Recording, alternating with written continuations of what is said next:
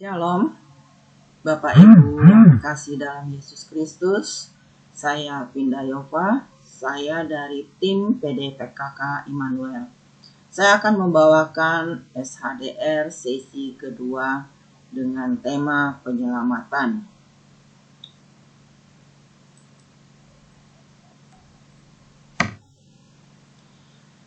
Di sesi pertama telah dibahas Allah mencintai setiap orang sehingga Dia ingin setiap orang berbahagia. Dalam sesi pertama kita melihat bagaimana cinta kasih Allah kepada kita. Seperti kita mencintai orang lain, tentu tujuan kita adalah agar orang yang kita cintai tersebut berbahagia dan kita pun turut berbahagia karenanya. Allah mencintai setiap orang dan berharap semua orang berbahagia. Tidak ada orang yang diciptakan Allah untuk menderita. Di sisi lain, manusia pun juga ingin berbahagia. Oleh sebab itu, kehendak Allah dan manusia sebetulnya adalah sama. Dan seharusnya semua itu berbahagia. Tetapi kenyataannya tidak begitu. Justru banyak yang merasa hidupnya tidak berbahagia. Apa penyebabnya? Bagaimana cara menyelesaikannya? Itulah yang akan menjadi tujuan utama dari sesi ini. Padahal Allah menciptakan dunia untuk menjadi tempat yang damai, adil, dan bahagia. Sering sekali kita mengatakan Yesus adalah juru selamatku. Apa sebenarnya arti dari keselamatan? Keselamatan adalah kebahagiaan dan kedamaian hidup saat ini dan saat kita di kehidupan abadi. Keselamatan tetap harus kita perjuangkan di kehidupan saat ini. Tapi kadang ada dosa yang kita lakukan sehingga menyebabkan sulitnya bagi seseorang untuk memperoleh keselamatan. Pengertian dari dosa adalah segala aktivitas kita melawan Allah yang merusak relasi kita dengan Allah. Pada kenyataannya ada 3 sumber yang membuat manusia tidak bahagia. Yang pertama adalah pengaruh dunia seperti perang, pandemi COVID yang terjadi saat ini, kemiskinan, dan lain-lain. Hal-hal tersebut dapat menghilangkan kedamaian, kebahagiaan, dan sukacita di dalam kehidupan kita. Kemudian dari dalam diri kita sendiri, yaitu timbulnya kebencian, depresi, kemarahan yang membuat kita merasa tidak damai, tidak bahagia. Hati kita, batin kita pun terganggu oleh kebahagiaan, oleh hal-hal tersebut sehingga menyebabkan kita tidak bahagia. Kemudian yang ketiga yaitu godaan iblis, yaitu kebingungan, kekhawatiran, ketakutan, serta berpikiran negatif terhadap orang lain yang sangat berlebihan. Saya secara pribadi merasakan adanya kehilangan kedamaian dan kebahagiaan tersebut di saat saya masih kecil, di mana saya merasa saya belum siap saat itu dididik oleh ayah saya untuk hidup disiplin, untuk membantu pekerjaan beliau, di mana saya merasakan saat itu adalah masa-masa kanak-kanak saya harus saya pergunakan dengan baik, dengan bergaul, berteman dengan teman-teman saya, menikmati masa kecil saya dengan bermain. Tetapi saya tidak memiliki waktu tersebut untuk bermain dengan teman-teman saya, di mana saya dididik harus membantu pekerjaan orang tua saya. Setelah pulang sekolah, saya sudah harus melakukan pekerjaannya dengan baik. Belum lagi ditambah dengan aturan-aturan rumah yang harus saya taati dengan hidup disiplin, melakukan segala sesuatu itu harus dengan penuh disiplin. Sehingga itu mengganggu saya padahal sebetulnya ketika saya renungkan dengan pikiran jernih saya, dengan pikiran saya yang dewasa, adalah hal yang baik bagi ayah saya mendidik saya seperti itu, untuk hidup disiplin dan bekerja keras sejak dari kecil. Karena akan sangat berguna sebagai persiapan yang baik untuk masa depan saya. Iblis menggoda dan memberikan pemikiran-pemikiran yang negatif tentang ayah saya kepada saya, sehingga membuat saya tidak menyukai ayah saya dan menjadi rusaknya hubungan antara saya dengan ayah saya, sehingga saya merasa tidak memiliki kebahagiaan hidup di saat itu. Kemudian manusia itu selalu mencari berbagai cara ya untuk memenuhi kebahagiaannya, berusaha dengan kekuatannya untuk memperoleh kebahagiaan itu. Secara umum, kita mengenal ada dua cara kebiasaan yang dilakukan untuk memperoleh kebahagiaan. Yaitu yang pertama, manusia mengejar kesuksesan duniawi, kekayaan, hiburan-hiburan duniawi, dan membenamkan diri dalam kesibukannya melalui pekerjaannya. Kemudian yang kedua, melalui tindakan spiritual positif seperti meditasi dan yoga. Yoga mengajarkan untuk mengolah tubuh dan jiwa. Hal ini tidak cukup karena kita tidak bisa hanya fokus kepada kebutuhan tubuh dan jiwa saja, tapi juga kebutuhan rohani kita perlu diisi. Hal ini juga akan menyebabkan kehampaan pada akhirnya. Kemudian, apakah usaha manusia itu berhasil? Tentu tidak. Kenyataannya yang didapat adalah kehampaan atau sebatas kepuasan sesaat.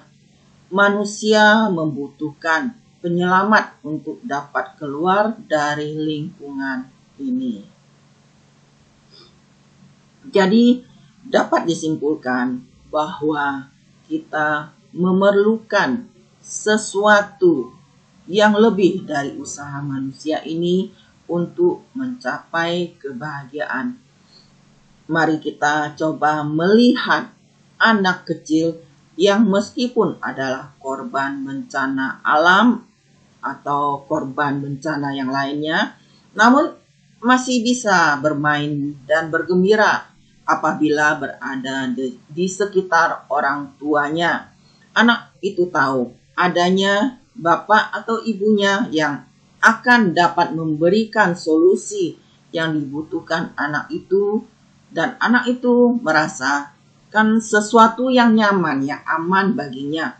Begitupun jika kita melihat seorang ayah yang mengayun-ngayunkan anaknya, bahkan ataupun melemparkan anaknya ke udara, tetapi anak itu akan merasa nyaman karena dia merasa ayahnya akan menangkapnya kembali. Si anak itu justru akan merasa bahagia dan merasa aman. Jika kegiatan ini dilakukan oleh orang yang tidak dikenal, pasti si anak akan tidak nyaman ataupun bahkan pun takut ya. Dua hal ini menunjukkan bahwa relasi ayah dan anak itu adalah kunci kebahagiaan. Begitu juga halnya dengan roh kita yang butuh relasi dengan Allah, yang adalah Bapa kita. Relasi kita dengan Allah adalah kunci kebahagiaan. Manusia memerlukan Allah. Setelah kita memahami bahwa relasi dengan Allah adalah kunci kebahagiaan, perlu kita sadari bahwa relasi kita dengan Allah sebetulnya telah rusak oleh karena dosa. Hanya ada satu solusi untuk mendapatkan kebahagiaan, yaitu memperbaiki relasi dengan Tuhan. Mari kita lihat dalam Efesus 2 ayat 1 sampai 3. Di situ dikatakan, "Kamu dahulu sudah mati karena pelanggaran-pelanggaran dan dosa-dosamu. Kamu hidup di dalamnya karena kamu mengikuti jalan dunia ini, karena kamu mentaati penguasa kerajaan angkasa, yaitu roh yang sekarang sedang bekerja di antara orang-orang durhaka. Sebenarnya dahulu kami semua juga terhitung di antara mereka ketika kami hidup di dalam hawa nafsu, daging, dan menuruti kehendak daging dan pikiran kami yang jahat.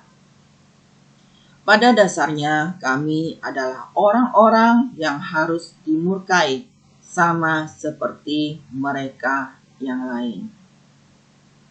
Dari kutipan bacaan di atas, kita tahu bahwa upah dosa adalah maut. Maut di sini adalah rusaknya relasi kita dengan Allah.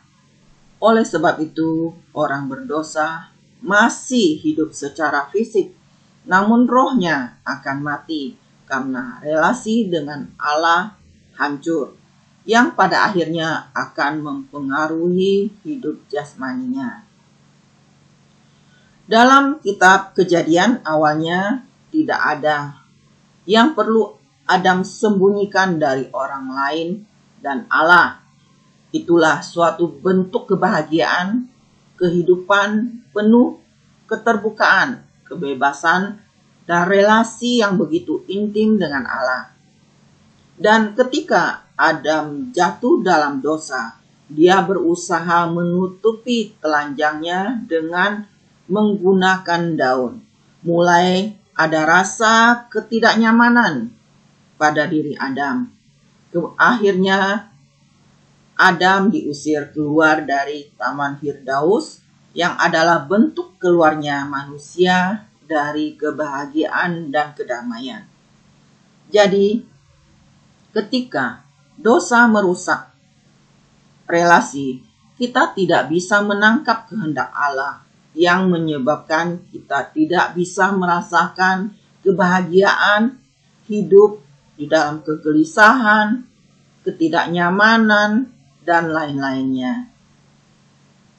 Kita, Anda, dan saya memilih untuk melawan kehendak Allah.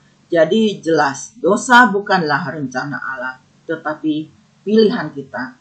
Jadi dengan mengetahui penyebab kita tidak bahagia, kita pun tetap tidak bisa menyelesaikannya dengan kekuatan sendiri. Harus ada sesuatu yang lebih besar dari iblis dan dosa untuk menyelamatkan kita. Hanya melalui Yesus Kristus yang mampu menyelamatkan kehidupan kita ini. Untuk memperoleh kebahagiaan, relasi dengan Tuhan dan sesama yang harus diperbaiki, Allah mengutus Yesus Kristus sebagai penyelamat. Di dalam Yohanes 3 ayat 16 tertulis, "Karena begitu besar kasih Allah akan dunia ini, sehingga ia mengaruniakan anaknya yang tunggal, agar mereka yang percaya kepadanya tidak binasa, melainkan beroleh hidup yang kekal." Yesus memperdamaikan manusia dengan Allah dan memberikan hidup baru melalui sengsara, wafat, dan kebangkitannya. Karena kasih Allah yang ajaib, yang mau menyelamatkan kita dari ketidakberdayaan, Dia harus merelakan putranya menderita. Seperti manusia yang sangat mengasihi anaknya, apapun akan diusahakan demi kebahagiaan si anak. Allah pun demikian, tentu sangat mengasihi anaknya, dan apabila Allah mau memberikan anaknya yang tunggal untuk kita. Artinya Allah sangat mengasihi kita dan tidak ada satu hal pun yang tidak akan Tuhan berikan untuk kebahagiaan manusia.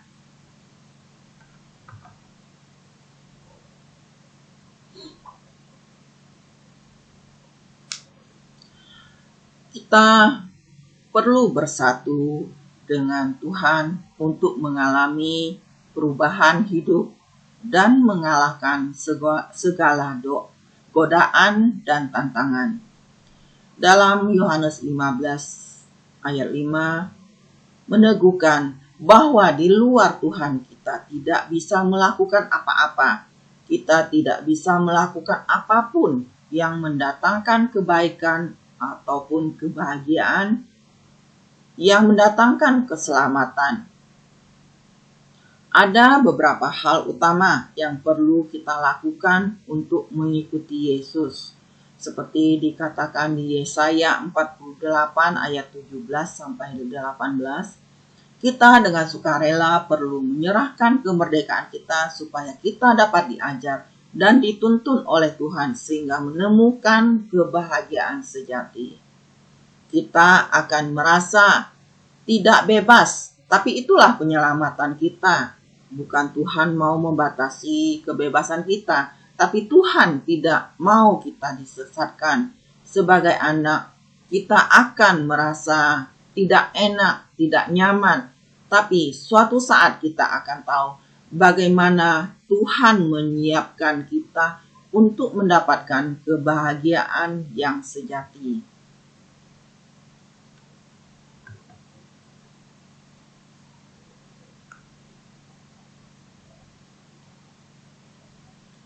Dalam Matius 28 ayat 18 sampai 20 menyatakan bahwa Yesus berkuasa di bumi dan di surga.